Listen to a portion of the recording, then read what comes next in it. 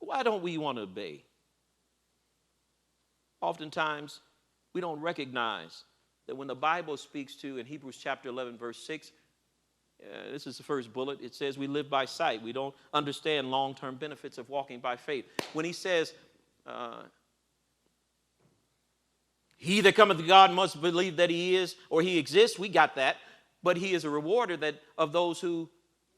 Now let's talk about what diligence means. Diligence means to be earnest in your pursuit of him.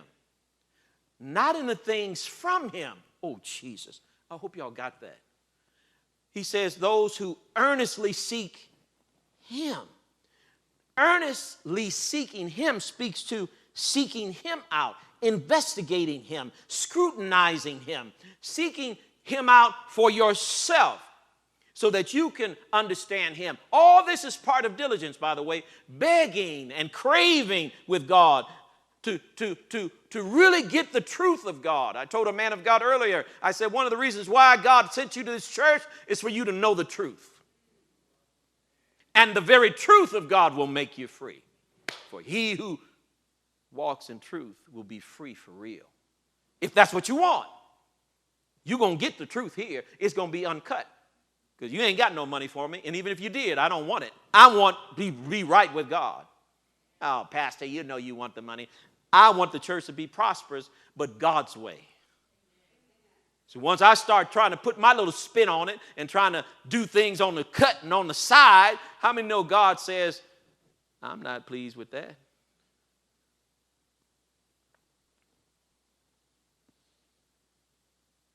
One of the problems we have is we don't want to diligently seek the Lord, because diligently seeking the Lord means doing it his way, thinking his way, acting his way, going at it his way. And one of the reasons why, I know I'm talking to somebody here, that's why I'm looking down the center aisle. One of the reasons why you want to do it his way is because you want to do it your way. And you don't want God to tell you something you don't want to do. That's why you don't want to keep pursuing him, because the more he makes it glaringly obvious that this is the way I want you to go, walk in it, you don't want to go there. So don't tell me you love me. You love you. You just want me to put my approval on what you want. See, we want immediate gratification. We don't want to wait. Sometimes we fear other people's opinions. Sometimes we're inconsistent, like this man, King Saul. Sometimes we lack the qualifications. I remember meditating on the Psalm 25, verse 4 and 5. Show me your ways, Lord. Teach me your path. Lead me in truth. You are the God of my salvation. Get this now. And on you I wait all the day long. Let me ask you a question. How long have you waited on the Lord? You wait 5 minutes, you don't get a revelation, and okay, I guess that God is not in it. This man said, I wait all the day long.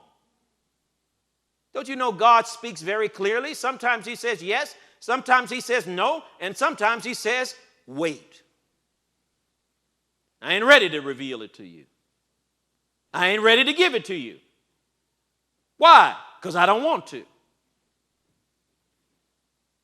Can I give you an example? I knew this was going to be longer. I remember once I wanted some money so bad from my father. I was a youngster, irresponsible. I said, Dad, I really need this. I came up with a big presentation. It wasn't written, but I thought it through. And I even used him. I lifted him up, hoping to reach his ego, because I wanted this cash. He had it. He said, no. And he just looked at me.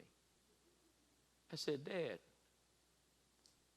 you don't understand. I mean, I really need this. He says, no.